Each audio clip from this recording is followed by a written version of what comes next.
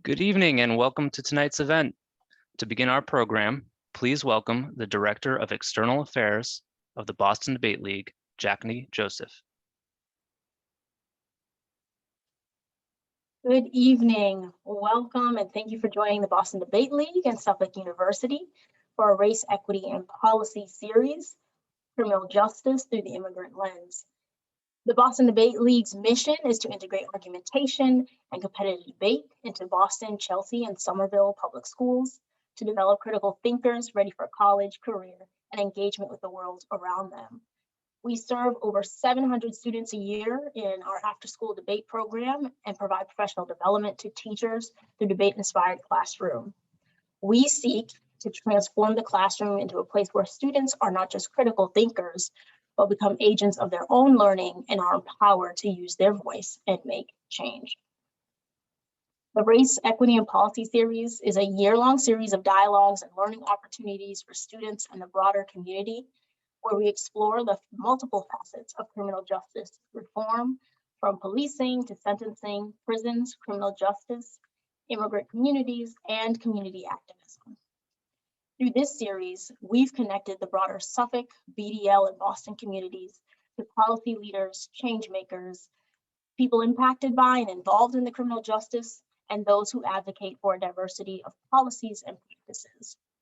We are thrilled to partner with Suffolk University in this work.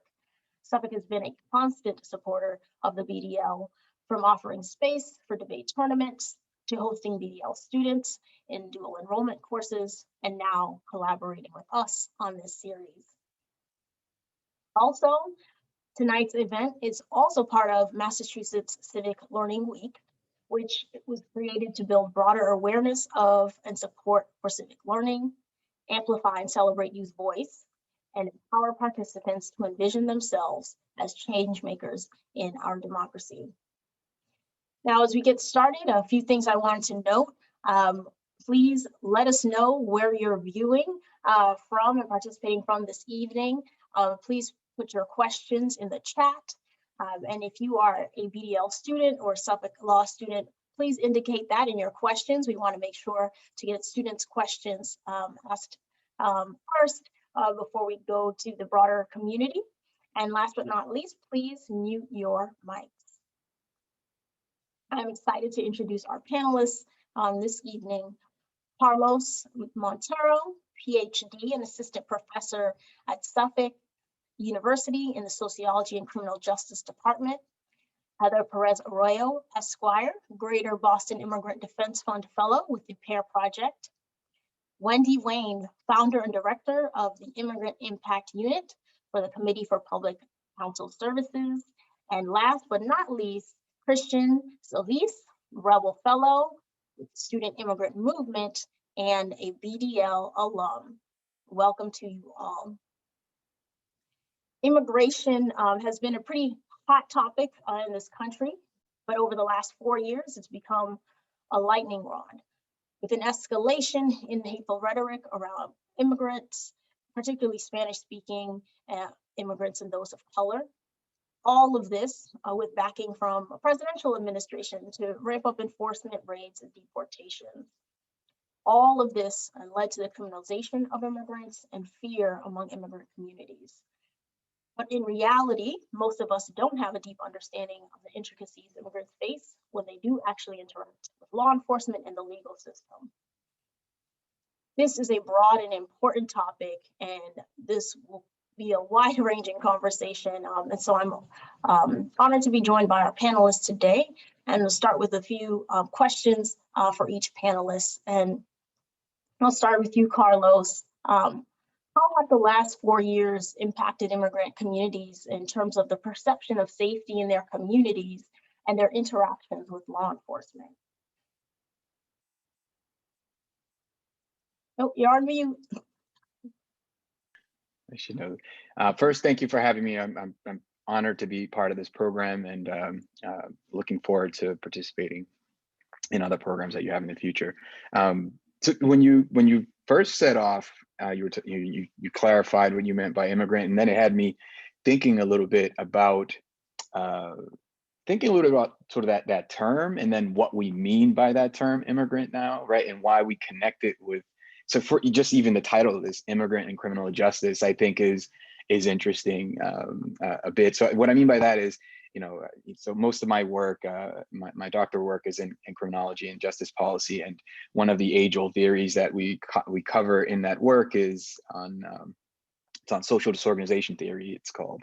And it was primarily sort of tied to the works of 4 criminologists, 2 of them named Shaw and McKay. And these two, they put together probably one of the most sort of influential studies that, lasting studies that was done involving sort of immigrants and sort of this idea of looking at deviance or criminality a little bit. And so I bring this up just because of that term immigrant and why we tie it now to sort of what we mean by it today, right? So just to tell you a little bit about that study.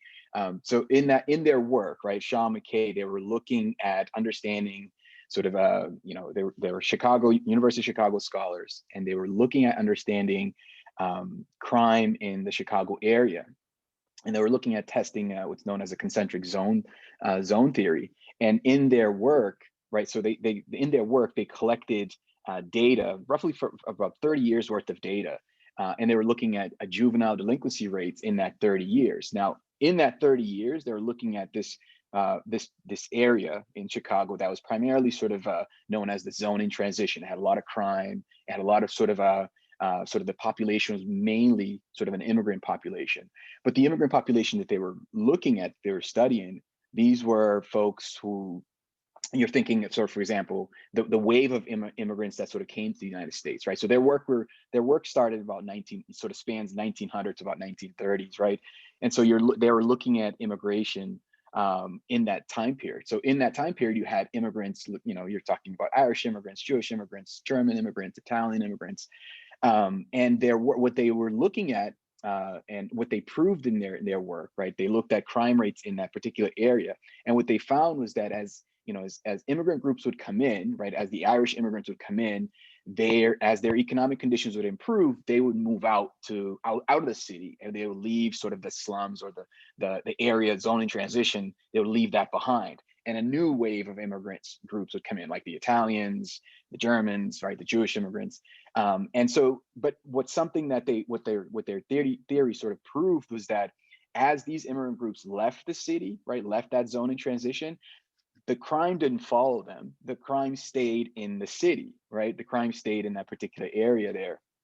And so, their theory was sort of very much in sort of in terms of policy, right? It meant a great deal because it showed that crime was very much tied not necessarily to the characteristics of the group, but something about the place itself, right? That feature of that area itself, right? That zone in transition, right? So it was something that many people sort of caught on to that particular theory and sort of saw it as, again, crime being tied to the area that these folks are coming into, right? You're looking at areas that are struggling because of, folks are coming in, there's a lot of tenement housing, there's overcrowdedness, right? Sort of poor sanitation, right? But as they would leave, they would go on and sort of, move to the suburbs, move to the rural areas, but the crime wouldn't follow them. Crime would sort of stay in the city and new immigrant groups would come in.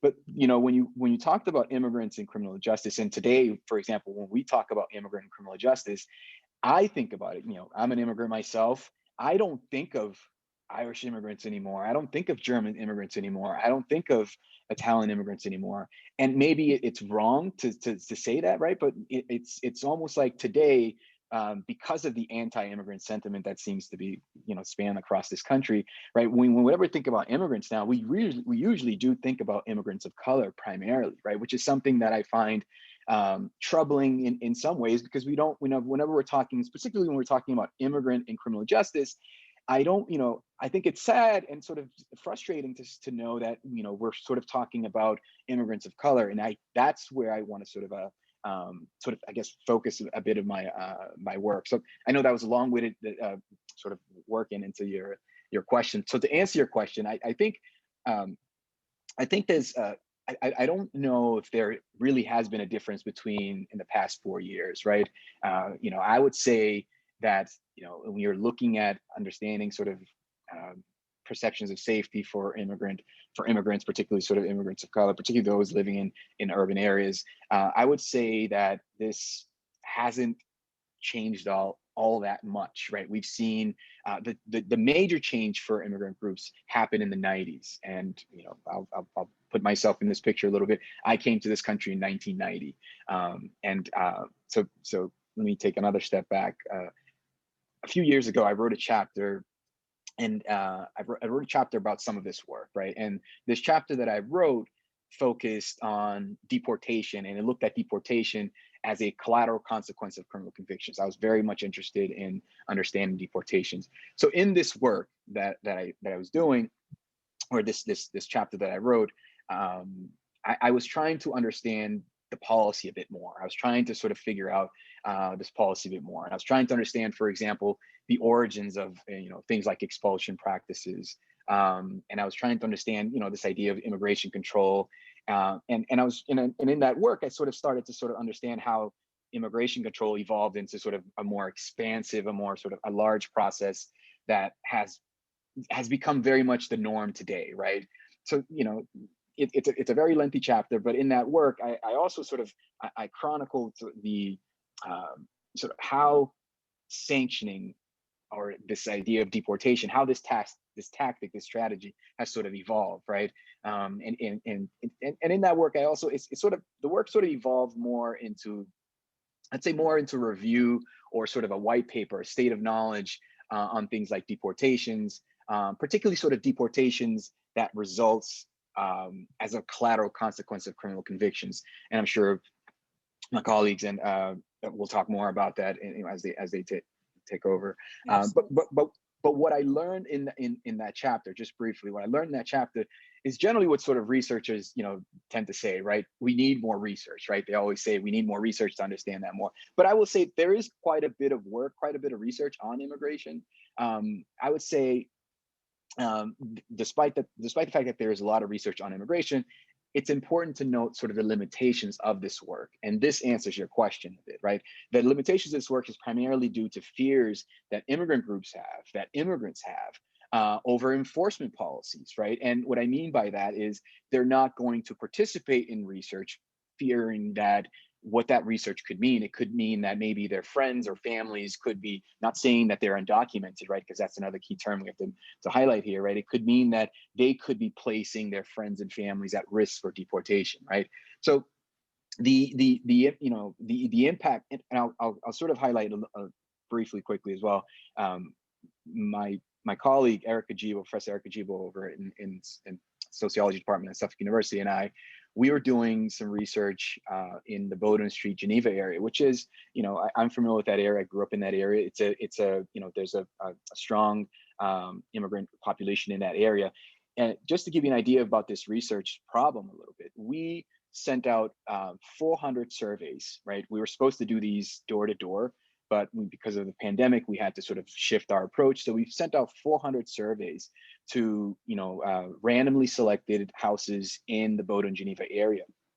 And our response rate was just atrocious, right? I think we received somewhere around the lines of 65 interviews back, right? And of those, right, the percentage of individuals who identified as immigrants was fairly sort of in the single digits, right? So it kind of highlights this point about this fear that immigrant groups have in participating in research, and really sort of being more vocal, being more open about this research. So I'll pause there. I can follow up. Yeah, Joe. I want to make sure to get to everyone before we head into some other questions. Wendy, can you talk a little bit about the legal considerations for non-citizen immigrant defendants versus those for U.S. citizens, and how this impacts immigrants' encounters and outcomes within the legal system? Sure. Thanks for inviting me and having me on this panel today. I'm going to focus on the criminal justice system, or as some of us call it, the criminal legal system, because it's not always just.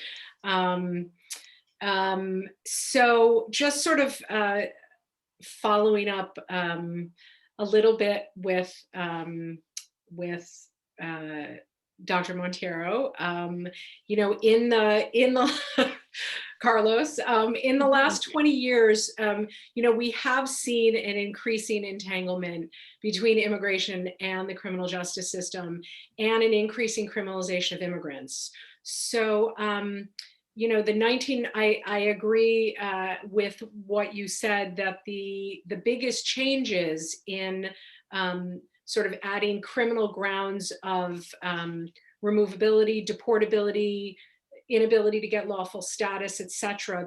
The harshest and most significant legal changes or statutory changes were in the 1996 laws passed during the Clinton administration, which increased the number, the types, and the breadth of criminal convictions that make somebody deportable, ineligible for lawful status, etc. However, those, even though those laws were on the books, and there have not been any statutory changes since 1996, we've all heard about efforts at immigration reform, and those continue today. But the last statutory changes that are really relevant in immigration law were from 1996. They weren't enforced as much until after 9/11. And really, the Obama administration began really trying to target, or starting to focus, immigration enforcement on people involved in the criminal legal system. And this is despite the fact that research has repeatedly shown that immigrants do not commit crimes at any higher rates than US citizens. In fact, the research has consistently shown that the first generation immigrants tend to commit crimes at lower rates than US citizens. And as the succeeding generations, second generation immigrants, the crime rate ticks up a little bit. And the longer that somebody's family has been in the United States, the higher the crime rate may go. So it's really an inverse relationship. And yet that clearly has not been the narrative for at least the last 20 years. I think that this sort of began because of the thought that everybody's heard talk about how, there are more people who are in the country without lawful status than we can't deport everybody who is here unlawfully. So we will focus on the bad people. And so there's been this sort of this dichotomy, or this sort of focusing on people within who have had criminal justice contact, who have been convicted of crimes, etc. And there's been sort of this good immigrant, bad immigrant narrative that's been happening increasingly over the last 20 years, which has created lots of problems and lots of injustices. Immigration officials have been using the criminal legal system increasingly to find those who are in the US without lawful status or are otherwise deportable. And there are many different types of offenses that make someone deportable or ineligible for lawful status. However, what is not really talked about enough is that many of these convictions, these criminal convictions, which then subject someone to deportation, are due to long-standing systemic and structural racism within the criminal justice system. So the war on drugs from the 1990s, racial profiling, over-policing in communities of color, these result in convictions which are then used to place people in removal, which are then used to deport people or to deny people lawful status. And when I say lawful status, I mean a green card or visa, and cause people to be deported. And so in many ways, people are being punished twice. People or non-citizens are being punished twice. In addition to that, there's been an increasing use of state and local law enforcement. There's a federal statute called 287G, which allows local and state law enforcement officials to be deputized to basically act as immigration officials. And in Massachusetts, for example, there was a police department, the Framingham Police Department a long time ago tried to have one of these agreements, and they decided that it was such an impediment to community relations, and it was making the immigrants in their community not trust the police, that they did away with the agreement. but there are sheriff's departments, and the state prison system, the Department of Correction, still has this 287G agreement. There are also things known as immigration detainers, where somebody is held on bail or serving a sentence in the Massachusetts criminal legal system, and ICE places a detainer on them that says, when you release them, we want to arrest them. They're also under the last administration, the last federal administration, there was a huge increase in courthouse arrests. In Massachusetts, we saw a big presence of undercover ICE officers sort of stalking certain courthouses where there were large immigrant populations. And this had a tremendous chilling effect on witnesses, victims, defendants, because people knew that if they got arrested when they were coming to court, they would have a hard time getting back into court, for example, for criminal defendants. And the criminal justice system became sort of synonymous with immigration enforcement. So there's been a fair amount during the last administration. There was a lot of litigation pushing back on a lot of these issues, and there continues to be. In Massachusetts, there's been successful litigation against against court officials being able to hold people on immigration detainers. And there also currently is an injunction, meaning an injunction against ICE courthouse arrests. So ICE officers are not allowed to arrest somebody who is coming to a Massachusetts courthouse right now, but that's only as a result of litigation. And it is not permanent. It is a temporary injunction. I just want to touch on a couple other things. The impact of having the sort of commingling of immigration enforcement and the criminal legal system, it changes criminal defendants' priorities and the ability to exercise their constitutional rights. So, for US citizen, as a criminal defendant, your goal might be, your priority is to avoid going to jail, or your goal is you're innocent and you will do anything to be found not guilty. You will go to trial and risk being found guilty because you want to claim your innocence. For non-citizens, it's sort of a different calculation, because the question is, sometimes people are in a position where their priority is to not get deported. And so they might even be willing to go to jail on something a conviction that won't cause them to be deported, in exchange for being able to remain in the US. And so the calculation really is different. Can they finish their criminal case? Can they exercise their constitutional right to a trial before being arrested by ICE? The Supreme Court and the Massachusetts State Supreme Court have recognized these different concerns for non-citizens in a case called Padilla versus Kentucky, starting in 2010. And then the Massachusetts State Supreme Court has issued a bunch of decisions since then, which sort of lays out that criminal defense attorneys have a duty to advise their non-citizen clients, if you plead guilty or if you go to trial and you're convicted of this offense, it's going to cause your deportation, or it's going to prevent you from getting a green card, or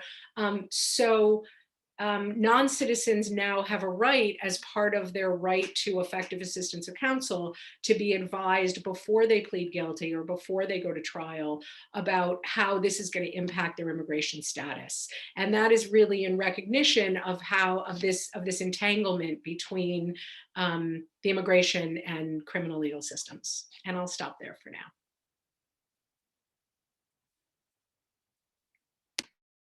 Oh, Jackie, you're on mute. The phrase of the year. Okay, so I want to jump to Heather on that note. Heather, can you talk about some of the consequences of what happens in criminal court for immigrant communities, and what happens when a result of these consequences, someone is detained by ICE, and then how do you deal with that aftermath? Sure, and thank you again for having me. It really is a pleasure to be here and to be with all of these panelists. And so I work at the PAIR Project, and we are actually the only nonprofit in Massachusetts that has negotiated access into the facilities that have ICE units. So as part of my job, what I do is I go to the units and I sit down with individuals who have found themselves in ICE custody. And so the first thing that we do is start talking about their case, about what their status might be. And I have to tell you that a lot of people who have had interactions with the criminal justice system or the criminal legal system really truly believe that they're already citizens. They really truly did not have this understanding of what exactly their status was. And that's something that I could actually relate to. I didn't know, I knew my father was an immigrant. I knew his whole story, but I didn't know that he wasn't a citizen until I was pressing him on why he wasn't voting in the election. And I'll put a little plug in here about why elections matter. I've been very passionate about it for a very long time, since I was a child, but they really do matter. So please, if you have the right to vote, please exercise it. But so if you're sitting down with someone who has been through the criminal legal system, they may have accepted a plea for something without this understanding of exactly how it's all going to play out. And it'll play out in a number of ways. One, if they truly did not get effective assistance of counsel, as Wendy was discussing, there is the option to try to pursue post-conviction relief. But I will say that, and I've seen cases where that has worked out, where they've been able to prove that they didn't get the counsel that they needed to fully understand what all the consequences would be. But it is something that is hard to do and is time consuming. And when someone is detained in ICE custody, their cases move very, very, very quickly. So we sit down with them, and certainly if that's something that might be able to help them, we will certainly make the referral to make sure that someone is pursuing their rights that way. But a lot of people find themselves in this situation where they're just limited to certain defenses that they could apply for in immigration court that would prevent them from being deported. So their criminal convictions can come in a number of different ways. The first is that, as Wendy was describing, there's some that actually, that conviction is what put them into these proceedings that could lead to their deportation. So just having that conviction is enough for them to say, even if you had this status, you no longer have the status because of this criminal conviction. And so now you have to go in front of the immigration judge. You could have then, there's a different types of defenses to deportation.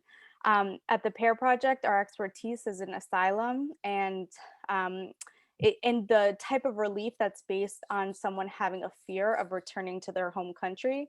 But there are different types of relief, and we represent people in whatever they might be eligible for. And that could be just dependent on what someone's status is, what has happened to them in the past, how long they've been in the United States. There's a lot of different factors for different types of defenses that you can present to the court. But here's the thing, is that there is no right to counsel if you cannot afford one in immigration court. That means that even though this might be a life or death situation that you're facing if you are removed from the United States, if you can't afford to hire a private attorney, you don't have the right for the court to provide you with one. So what we try to do is step in for those people who don't have representation, because it truly matters. There are a lot of people that I believe would actually would be eligible, that they are eligible, but applying for these types of relief like asylum is a very difficult process. And if you don't have an attorney to advocate for you, to prepare the filings, to prepare you for a court hearing, it's nearly impossible to do. And we've seen that someone is 5 times more likely to be granted asylum if they do have an attorney. So that's, again, where we try to step in, is by helping people understand what they might be eligible for. And then when we can, taking those cases and representing them in front of the immigration judge. But just going back to, again, the consequences, is that someone could be in these proceedings and be eligible, for example, for asylum. But there is an aspect of asylum where the judge is allowed to consider criminal convictions, and on top of that, police reports, which means that even if you don't have a conviction and someone's been found not guilty or the case was dismissed, those police reports can still be considered when they're considering the application for asylum. So when we're talking about systemic issues, just racism at all different levels, it comes out to play, because if someone has had interactions with a police officer based solely on where they live and who they might be around, those then can be used against him in his immigration proceedings. And so we're in a constant battle of trying to provide people with due process, and challenging those types of reports when they're used in immigration court. But even if it isn't something that actually puts you into those proceedings, it could definitely come into play. So I think that it really, all the way down the line, it could be the reason why you might not be eligible for asylum and have to apply for something else. It could be the reason why you're held in ICE custody. A criminal conviction could place you into a category of people that are placed in what's called mandatory detention, which means that you don't have the opportunity to have a bond hearing. And when I say a bond hearing, think about just a bail hearing. You're just trying to show that the person's not a danger to the community, and not a flight risk, that they're going to show up to their proceedings. Some people don't even have the right to pursue that based solely on a criminal conviction that they may have had. And we find it all the time that a lot of people may not have been aware of their status, or simply took a plea deal just because they wanted to go home. This seemed like the easy result. And didn't have a full of understanding of how this was going to play out. There's other types of relief that rely on us showing essentially that this person is a good person who deserves a second chance, kind of just at the most basic level. And when you have a number of different police reports, that haven't even been proven, right? Like the allegation, what the police officer might be reporting is just something that they may have observed, but they don't always get it 100% right. And that's why we have court proceedings to challenge, charges against individuals, but these will come into play a lot in immigration court. So I think that it's something that is really built into the system, and that has to be challenged through representation and having adequate representation so that someone can challenge, all of these facts that are coming in their immigration case. And then on the other side of that, also having someone to prepare those cases.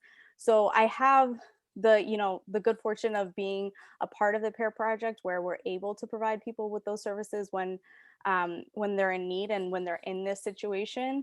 But I would certainly say that the lasting impacts of things that happen in criminal court are really difficult to address and to undo once someone is already in ICE custody, facing deportation, and in this situation where they really could be fighting for their life. Thank you, Heather. I want to go to Cristian. I've seen you nodding your head at some of the comments. And so I'd love to hear from you, Cristian, because I know you've been doing some work with SIM, the Student Immigrant Movement. And I'd love to know how, immigrant youth who are engaged in the program are working to address criminal justice in the immigrant community. And one of the things that, comes to mind, was around the facial recognition ban. So you could talk a little bit about some of the work that the youth are doing. Yeah, definitely. So first of all, thank you for having me, and thank you for the panelists for joining us all. I think these are conversations that, we need to have, and then we need to put more thought into when looking at, just the criminal justice system as a whole. So yeah, I'm Cristian. I work with SIM, or the Student Immigrant Movement. And, despite the name Student Immigrant Movement, we come from like all walks of life. Realistically, you don't have to be an immigrant. You don't have to be undocumented. You don't have to be like whatever, we come from all walks of life. But we really do focus on like immigrant rights and freedoms within Boston. We're a nonprofit organization. And, again, like we're from like different areas as well. Like we're not only in Boston, like we have people on our list from like all over the state and from like various states as well. So yeah, a little about the work. So I guess let me begin with this. So recently this year, within the past year, SIM launched this program called the Rebel Fellowship, and I am a Rebel Fellow. And it was just a program designed to engage youth like myself and immigrants to be more civically engaged and to, really address the issues and the problems that are happening within our community. And to first of all, like, let them know that there are problems happening with the community, because, a big problem with a lot of like social issues that people may not even know that it's happening within their own city and within their own neighborhood. So we got that. I was one of the chanters, and now we're focused on really changing, the specific problems within Boston specifically. So within the past 2 years, we've launched 2 campaigns. So we'd had the hashtags too, so that's pretty fun. So one of them was the hashtag no ice in BPS campaign, and the more recent one that we've launched is the hashtag no ice in Boston campaign.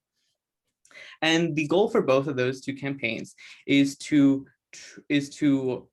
advocate deconstructing the connections between ICE and any agencies that may lie within Boston. So like the Boston Police Department, Boston Public Schools, and really want to sever those ties and those connections, because they inevitably end up hurting students of color, and specifically immigrants as well. So I could talk. So we, as Daphne mentioned, we passed the facial ban. We passed the facial ban ordinance a little last year, or I guess not last year actually, like 2019, 2020-ish. And that was just one of our first steps to really deconstruct the ties between BPS and BPD, ICE, etc. And that was a success. It was a major goal for us. We were so glad we passed it. I wasn't a partisan when that happened, but again, to the history of it really put things into perspective for me. And then now, more recently, we actually are hoping to pass another ordinance called CCOPS, which stands for Community Control Over Police Surveillance. So what that means is it's an ordinance that would basically allow the community to dictate what types of surveillance technologies and methods the police can use when surveilling Boston, right? When surveilling our communities. And specifically within that, there's a section that particularly relates to Boston Public Schools. Because if you didn't know, Boston Public Schools in the past few years has been has had a few issues, and I would say problems with information sharing. So Boston Public Schools has been, for the past couple of years, sharing private student information with the BPD. And if you didn't know, the BPD can then actually share that information with other agencies like ICE. And they all kind of do this at a center called the Boston Regional Intelligence Center, or the BRIC. That's kind of like a fusion center where all state, local, federal agencies kind of collide into one and kind of just, share different information between the agencies. So the problem with that is that, let's say a student is undocumented or just an immigrant, they're walking, and then a Boston school police officer, not even a police officer, just a Boston school police officer, can observe that, right? Make a report, and then since they have what's called our special police powers, they can actually write up a special report that can be directly sent to Boston Police Department, or the Boston Police Department, which can then get shared with ICE, etc. And then that student's information gets shared in the blink of an eye. There's this whole proper system that you have to do it, but because police have these special reports that they can fill out, they can essentially avoid having any kind of like person check over whether the report was mandated, first of all, whether the report can be seen as like dangerous if like the individual is like considered dangerous. There's like the whole gang database, which people can be a part of as well, and you may not even be aware of it. The whole system is kind of stacked up against students from the get-go. And so the ordinance itself would be to try and limit and sever and trying to regulate what kind of reports are being filled out, what are the requirements for it to be filled out, what are the things that have to be mentioned when it's filled out, etc. And that's kind of what the ordinance is about. At the end of the day, we just want ICE, or we just want police out of our schools. We don't need police officers in our schools. We need resources. That's the main point. And that's kind of it, realistically. I would proudly share, but I don't want to take too much time. But yeah, that's pretty much it. Thank you, Cristian. So I want to open up to a few questions for any of the panelists to answer. There have been a couple of mentions of ICE sort of not working alone. And this, as you all have sort of noted, you know, ICE agents are working with law enforcement and the FBI.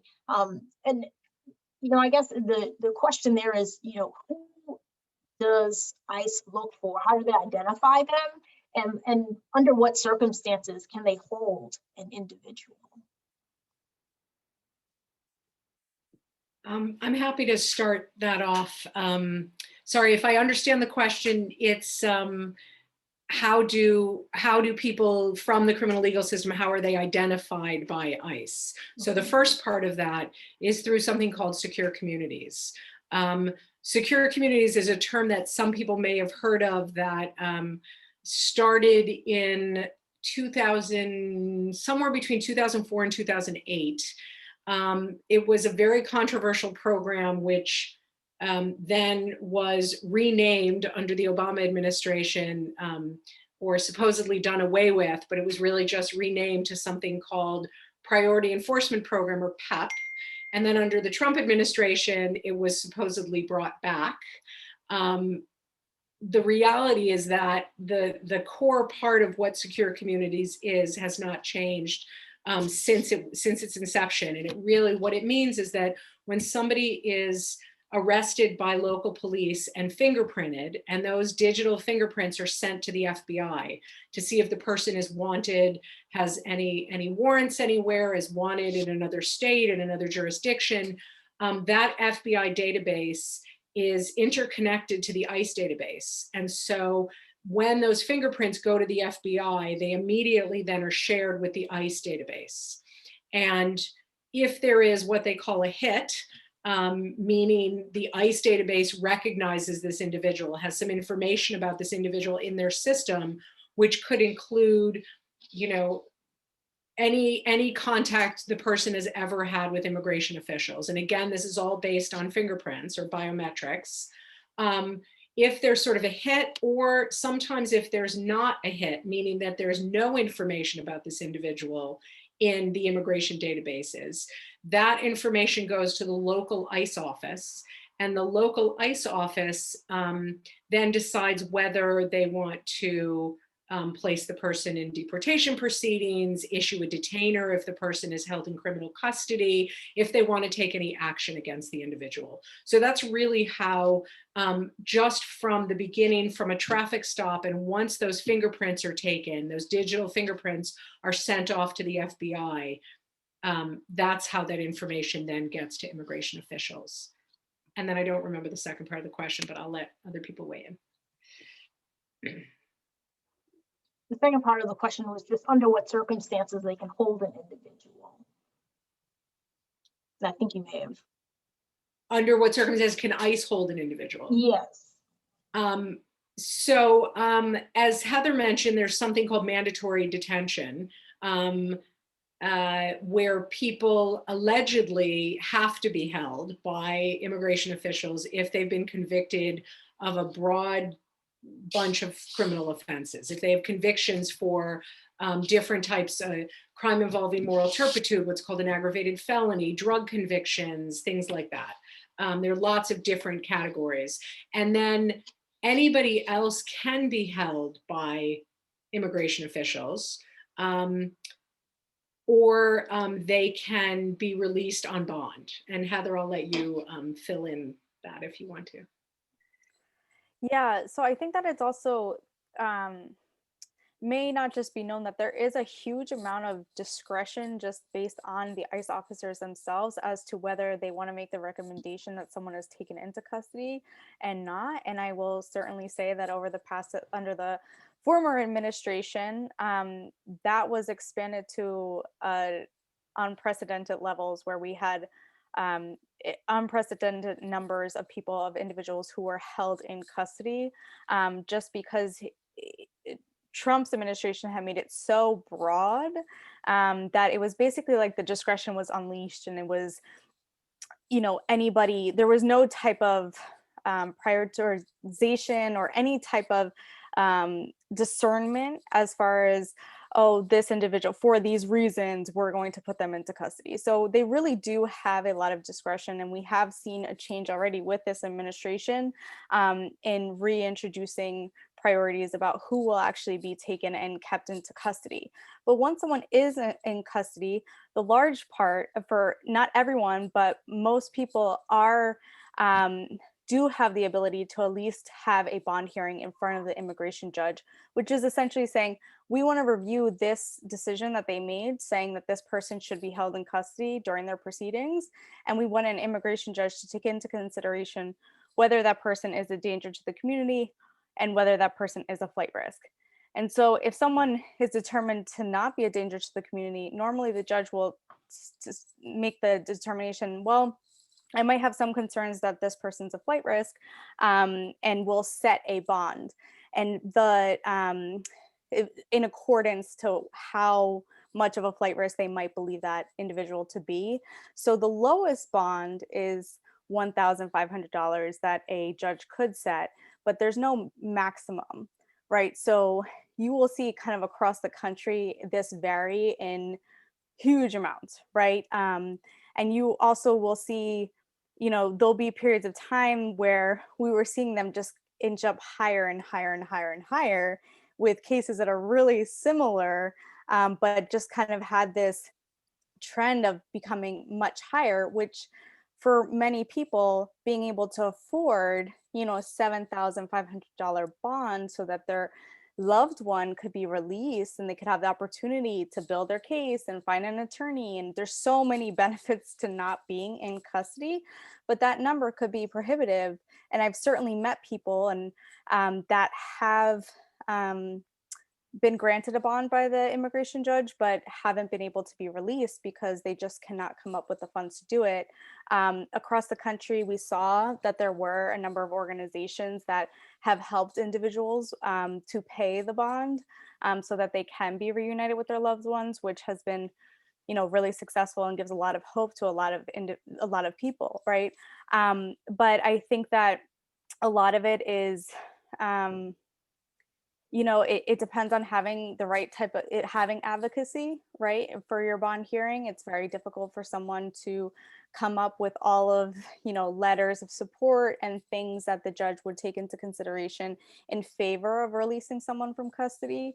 So even so, it is, it is a difficult process to work through, but at least there is that option, which again, there's a huge amount of benefits for someone to be able to be released from custody.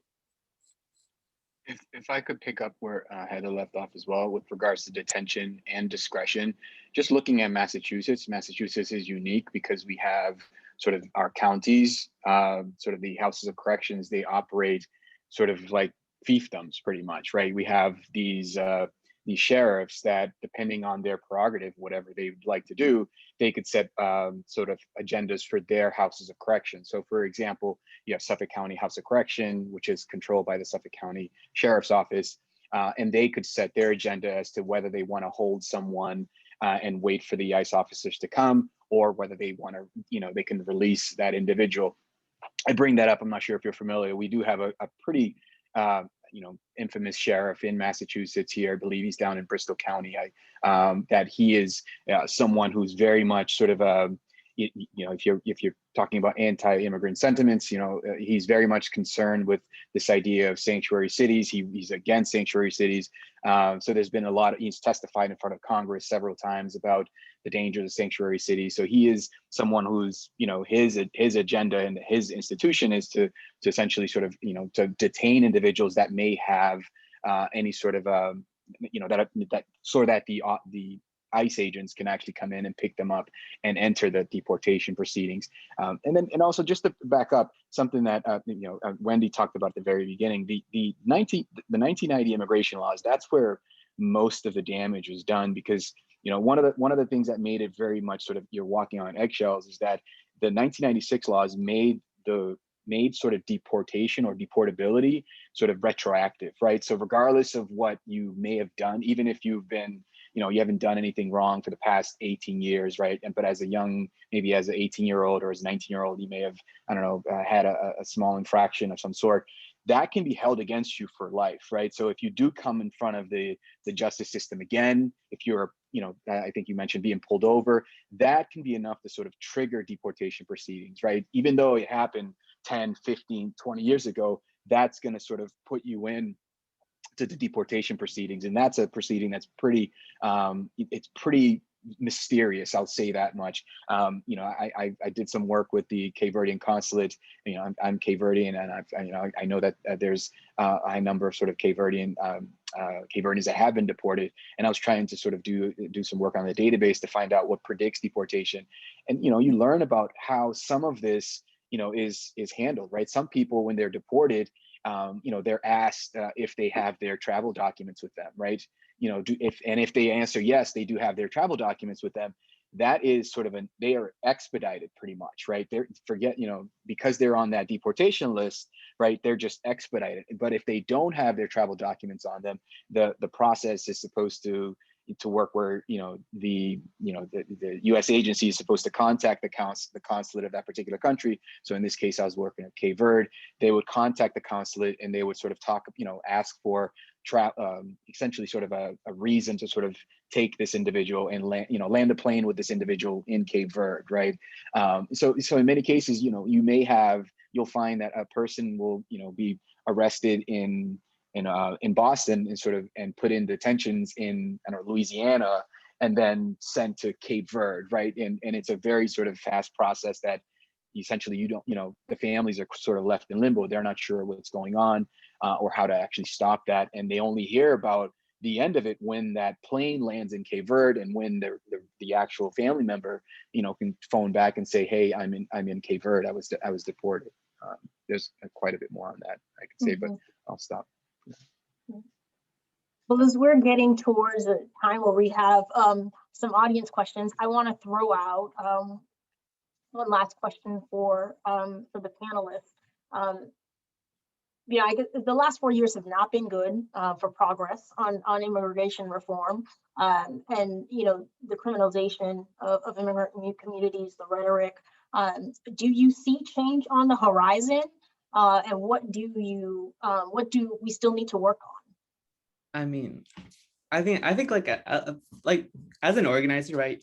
I don't think it kind of helps to look at things like they're not going to get better, because it's thanks to the work that we do and thanks to the work that everybody here does that is making us get to that change. It's not like, obviously we're not where we need to be when it comes to criminal justice reform, but I think overall having more people in these discussions, having more young people, having more faces, having more opinions, having more people to fight for these systems and fighting against these systems rather, will eventually create the change. I don't think everything, Rome wasn't built in a day. We're not going to, fix everything in with one policy or one law or one act or whatever. But, I think if we as a community genuinely do care about these issues and genuinely want to solve them and genuinely want to help other people out of love and empathy, I think that is eventually a goal where that is an achievable goal in the future. Maybe not the near future, but I think in the future, yes. And I think also that it all starts small. The CCOPS ordinance, the facial ban ordinance isn't going to solve the entire problem, but it's one step in the right direction. It's one step that we're taking to make this place a safer place for our communities and for our people. That's all I kind of have to say. Thank you, Cristian. I want to add that I think that there's local and national advocacy that needs to be done, and they're equally important and go to the sort of different the root of the issues in different ways. But I think that in this administration, what we have seen so far on paper certainly looks better than it did under the Trump administration, and it is less overtly anti-immigrant than the Trump administration. However, I do think that there is not enough of a realization. There seems to be more of a realization of the long-standing systemic racism within the criminal justice system and national efforts towards criminal justice reform, and a recognition that the 1994, the war on drugs and the criminal laws from 1994 were bad and we should repeal them, but there doesn't seem to be that appreciation yet enough of the connection between how that then plays into the immigration system, and how, like I talked about earlier, that, and as we're talking about today with the increasing commingling of the two, and with the focus of we're going to deport people who have had criminal justice system contact. Well, a lot of that contact comes from that racism that people might appreciate when you're talking just about the criminal legal system, but they don't make that connection. And I think that there needs to be a lot more work, both locally and with federal advocacy, on getting people to appreciate that if we are continuing to just focus on, we're only going to deport the bad immigrants, we're not going to deport the good immigrants, or deserving and non-deserving, and the focus is always on people who have had criminal legal system contact. And yet if you look at that contact, you would not, in individual cases, people might agree those are not bad immigrants. Those are people who have been, over policed or racially profiled, and so there's not enough of a recognition. And I think this administration is sort of continuing that. And a lot of immigration advocates, quite frankly, are sort of continuing that push, the legislation, sorry, I'm getting way beyond sort of what this question was, but the national, a lot of the federal litigation that's been proposed, or federal legislation that's been proposed in the last few months, has criminal carve-outs. So, let's make efforts to, provide lawful status to dreamers, to farm workers, to lots of different people. But if you read the fine print, it has carve-outs. The people will not be eligible if they've been convicted of certain crimes, and a lot of those crimes are relatively minor, and they might be from a long time ago, and they might be as a result of racial profiling, for example. So should those really be bars to lawful status? So I think that there still needs to be a greater appreciation and pushback against that narrative. Thank you for pointing out that nuance, Wendy. Yeah, and I completely agree. Just to echo exactly what you're saying, is that we do have to push back against that narrative. And we've seen how this anti-immigrant rhetoric has really grown and just been perpetuated by the Trump administration. And it has been very socially destructive. But I do turn to, we have a lot of examples of when we fight, we win, right? Where Wendy was leading the effort that actually has put in place an end to the courthouse arrest. And that was a huge victory. There was a period of time that everyone I sat down with had the same story. I said, okay, and where were you, how were you apprehended by ICE? Walking out of the courthouse, I was going to pay my fine to close out my case, and I got picked up, and that's why I'm here. And it was just that story over and over and over again. And so that litigation had a tremendous impact on us, here in Massachusetts. The student immigrant movement, the campaigns around challenging these gang databases is actually, we have movement. There was just a hearing held by Counsel Arroyo, held by Counselor Campbell, where they're challenging that, right? So we do see real impact happening on the local level, on the state level, and of course on the federal level. And it just relies on people continuing to be engaged, on attorneys continuing to challenge these policies, and overall efforts from the public to change the narrative, and to really take a step back and away from this good immigrant versus bad immigrant narrative, because to me it's just as destructive.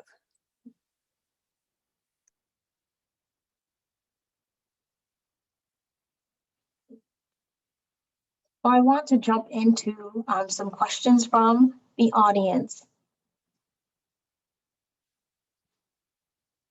Someone asks, Tiffany York asks, how do immigrant judges get to be immigration judges? Do they receive the same education or training as judges in the criminal legal system?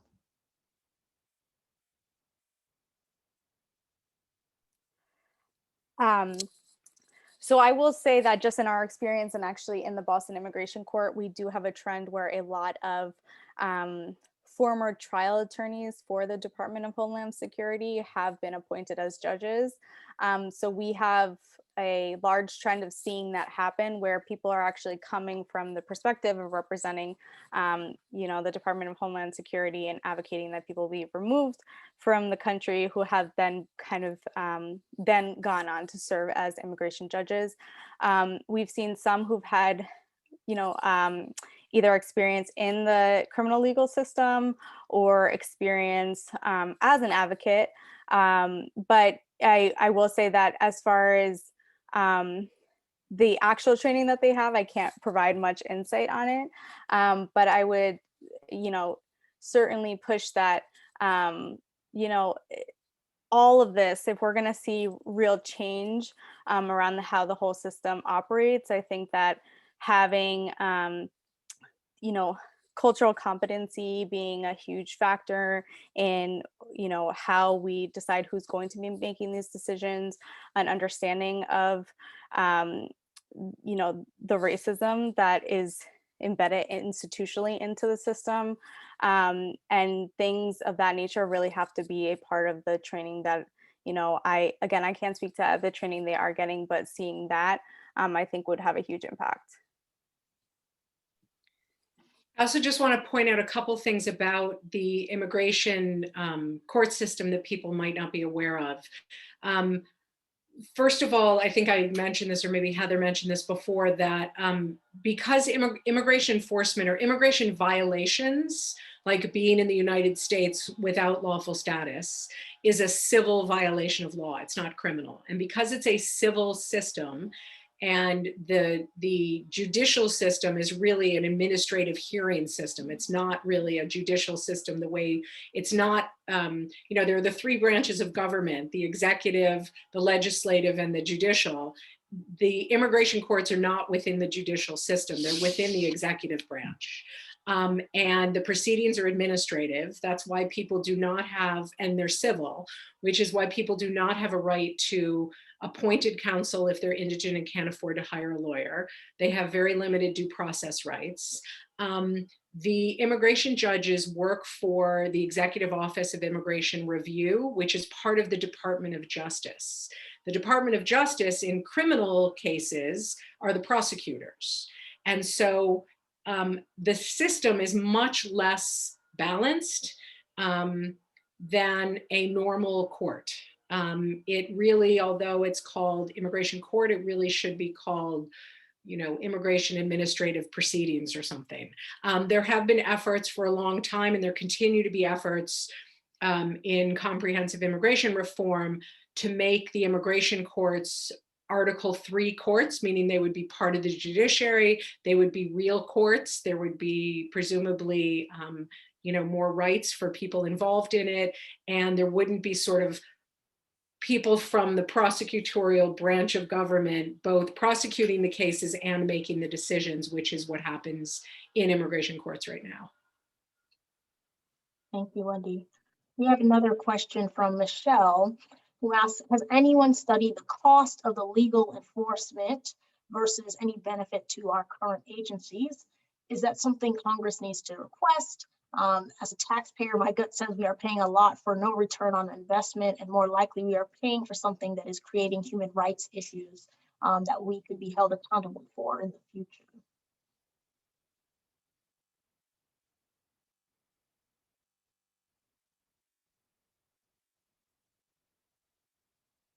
No takers?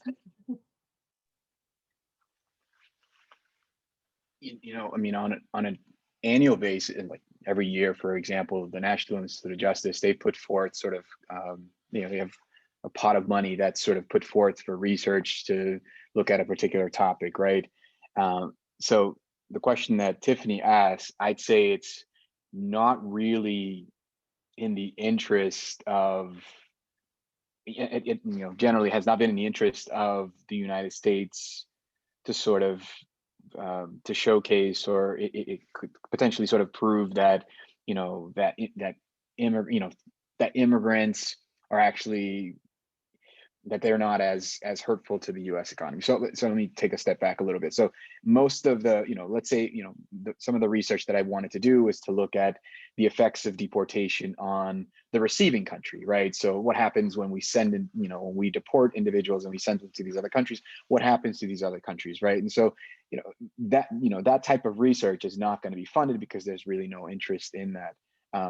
There's no benefit for the United States whatsoever for them to fund that type of research. So I would say there have been a number of studies comparing sort of looking at crime rates between the foreign-born and sort of domestic citizens, and right. So there have been studies looking at that, but I don't know if there have been, to the extent of your question, I'm not sure if there have been any other studies looking at whether it's cost effective or not.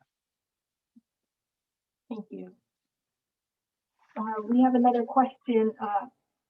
How can we help push SIM's surveillance oversight and information sharing ordinance? I was just writing this out as like an answer, but I guess I can answer verbally too. I mean, so actually, the city council just had their working session, I think like 2 or 3 weeks or 2 weeks ago around, which is basically where they can, so SIM, right? So first of all, before SIM, we worked with policymakers and other people and other 8 organizations to form a policy. We worked with the ACLU and a couple of other ones as well to form our own policy that we want to get passed, which was called CCOPS. It was originally called Surveillance, Oversight, and Information Sharing. Then we changed it because it didn't get passed. And now we're trying again because like the session ended. So now that the city council is back in session, we're trying it again. We changed the name a little bit, kind of one of the only differences. And we went in with it and we had our own policy that we wanted to pass. We even had our own hearing, like a Facebook hearing. I don't know if you want to check it out at join_sim on Facebook. And it was just kind of like a community discussion to say, we want this ordinance to be passed in its original language. Like we believe like this language and these specific guidelines and these specific regulations will be best for the community. And the city council then has a working session where they can go in and tweak the language of the ordinance. And that just happened like two weeks ago around. It happened in April. It happened in April fairly recently. And, now it's going to be within the next couple of weeks, it's going to be put up to a vote. And obviously, majority, like city councils usually majority wins. So, like it realistically, though, most that I think people can do right now is just to email, contact their counselor saying, hey, we want this in its original language, please pass this, etc. And to really, not only like say, like we want this in its original language, but also like, why do you care? Like at the end of the day, we're doing this because we genuinely think it will help the communities that are here in Boston. And if you think so too, then please advocate for it. Thank you. So another question from the audience, is there any way to know that non-citizens have been informed of their rights and the consequences of being found guilty of a crime that may include being deported, aside from possibly serving time as well?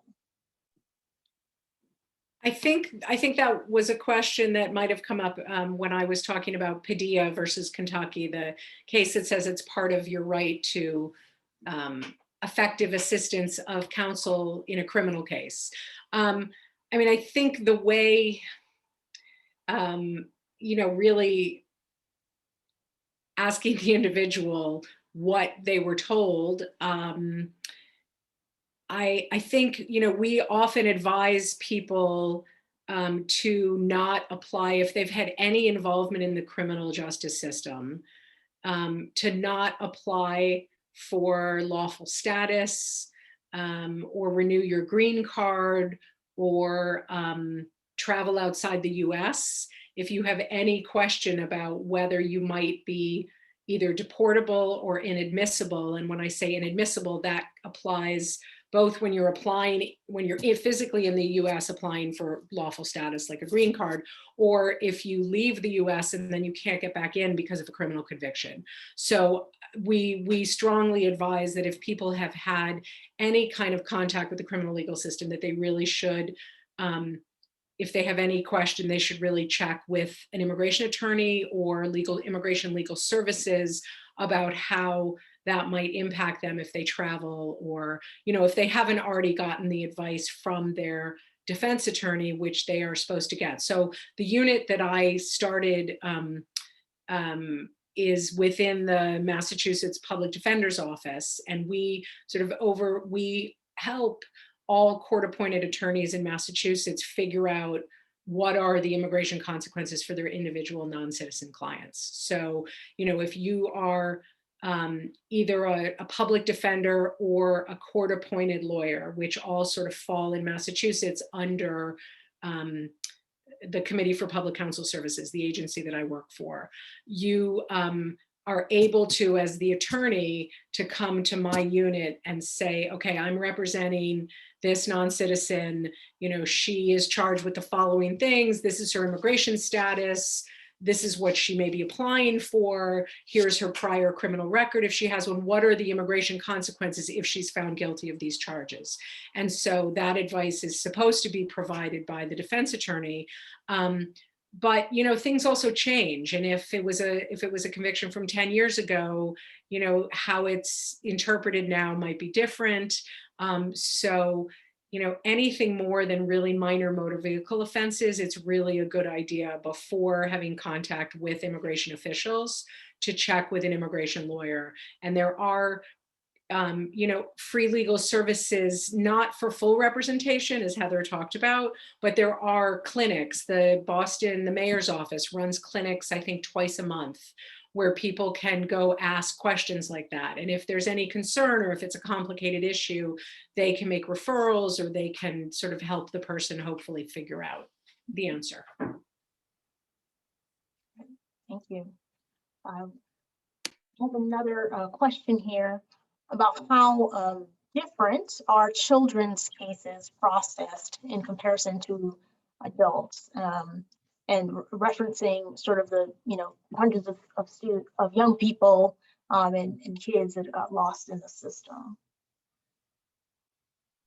Are their cases processed differently?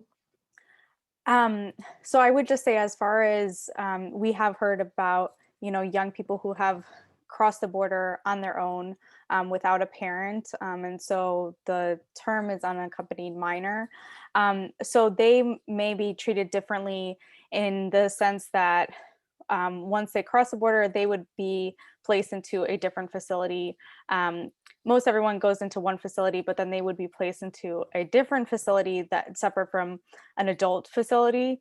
And so in that way, their case will be different, but their case in front of the immigration court looks the same as an adult in the immigration court. Like I said before, there is no right to counsel appointed to you. So there are quite literally children who are sitting there representing themselves.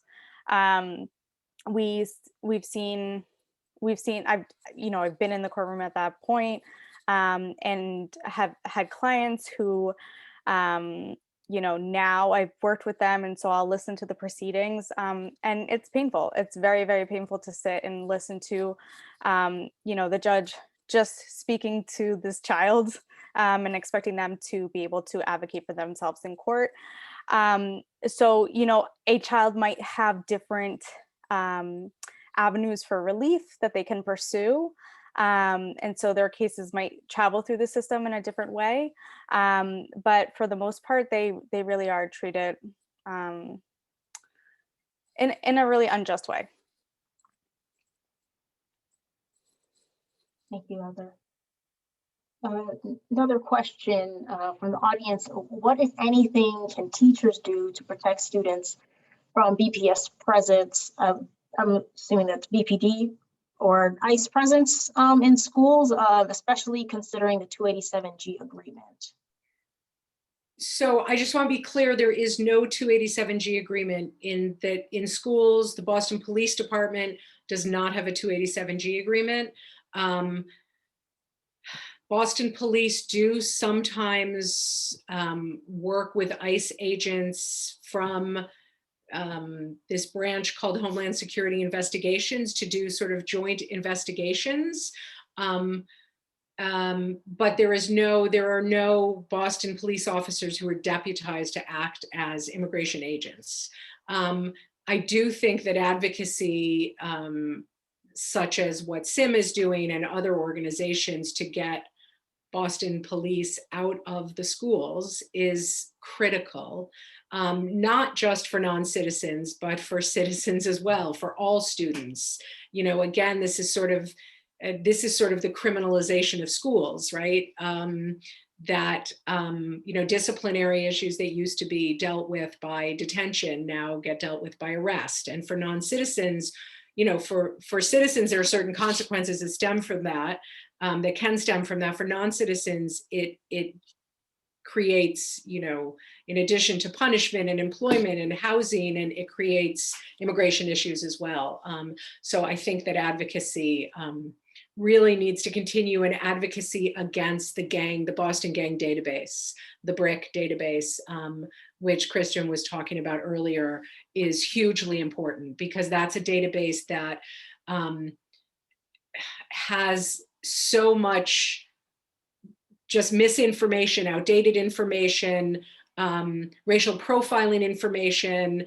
Once something gets into the database, it never comes out. It's based literally, it doesn't have to have any sort of level of reliability. It's based on hearsay. If I'm a cop and I look at a kid and think, I don't like the way he's dressed. He's wearing something that I think I remember seeing some other gang kids wearing the same kind of thing, and it goes into the database and it never comes out. It could be that the person is standing next to, you know, their brother or sister, and there's some allegation that they're, you know, commingling with other gang members. It's just the information that is in there is so speculative and based on hearsay, and it never gets corrected. Even if there's an allegation that someone's committed a crime and then they're prosecuted and found not guilty of that crime, that information never gets into, the fact that they were found not guilty doesn't get into the database. So I do think that, you know, advocacy to get the police out of schools and to stop funding the BRIC gang database are hugely important local advocacy. It needs to be done. I will also add that, like, you know, like we had like I talked with some teachers, you know, I like the Boston Teachers Union, who, you know, who we have a relationship with them, and they're like, you know, we're a lot of the times when we have like kids, when we don't know their status, because, you know, like oftentimes kids, well, like they're not comfortable enough to either show their status or, you know, share that with just anybody. And, you know, specifically one story I heard that, like, you know, what if one of my kids is like acting out and have to get like somebody involved here, but I don't know their status, they could be undocumented. And then if I bring police here, you know, what's that going to do? What's that going to lead up to? What can that escalate to? And so, you know, it's really, I think it's up to not the teachers necessarily, but it's up to the teachers to like build a connection with the students and be very real with them about, you know, hey, let's get real here for a second. Like if the student is causing trouble, like I think it helps to like really pull the situation into like into like a more holistic view about like real world, your actions can have real world consequences, and I don't want to get anybody involved, and I don't want to like, you know, cause any trouble, but I need you to like, you know, respect me, respect other people, and respect a certain way. And even though that's only one incident, you know, like teachers like can do their best to like just not try to get the police involved, you know, try to handle situations one-on-one with the school. If they can, like, please don't try to get the police officers involved. Ultimately, that's just going to, you know, even though you may think it's going to, you know, accomplish something, it's actually going to cause more harm than good. And yeah, that's kind of all I have to say.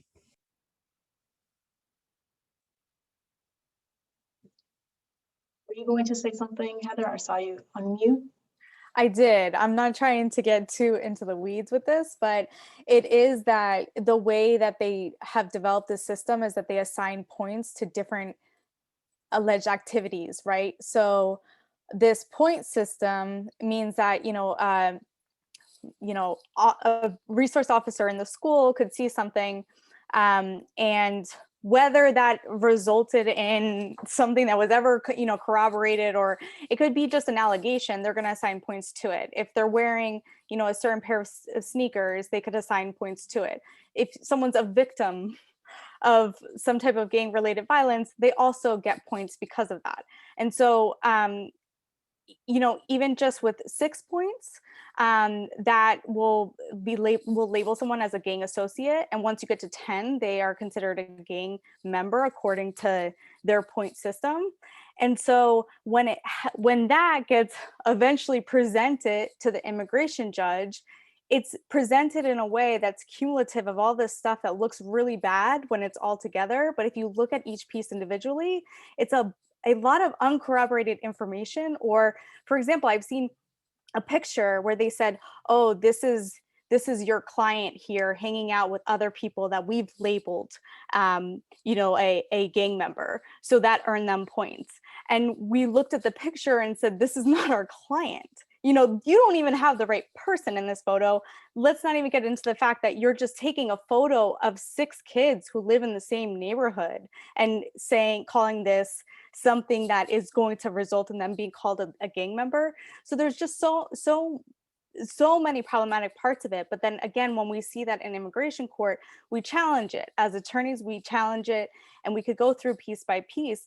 But again, when it's presented in this way, in this very arbitrary point system, it's presented in that way to try to give it some validity. But when you take it apart, there really is so much uncorroborated information that is unfairly then used against our clients.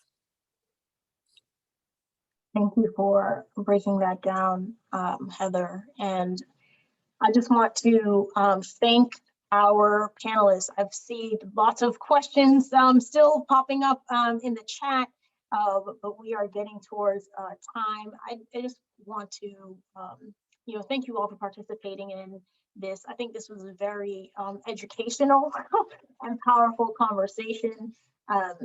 Thank you for your expertise and your insights that you brought to this. And thank you all for your passion and your dedication to this work. I'm glad that there are people like yourselves, advocating and litigating and,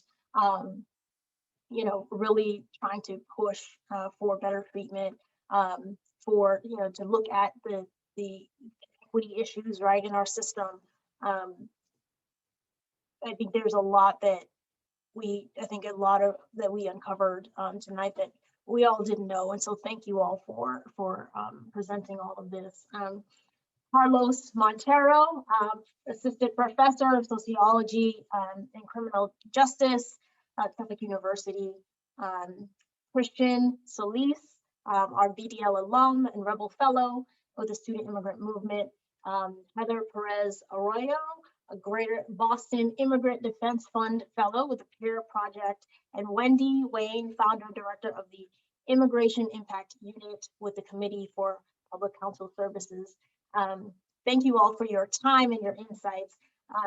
And before we close tonight, we'd like to ask those of you in the audience if you would please complete our survey to give us your feedback on tonight. I did see some comments in the chat, but we'd love to capture that in the survey. And if you are looking to learn more about the Boston Debate League and our work, you can visit us at bostondebate.org. You can actually visit our Race, Equity, and Policy series page, where you will see this recording in a few days, and recordings of our other Race, Equity, Policy series forums. You can find that at bostondebate.org/rep series. And our last forum in this series is scheduled for Wednesday, May 19th.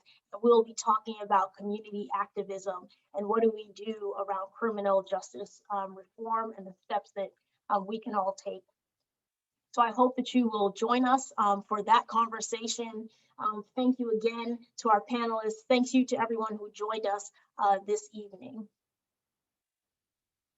Thank you and good night.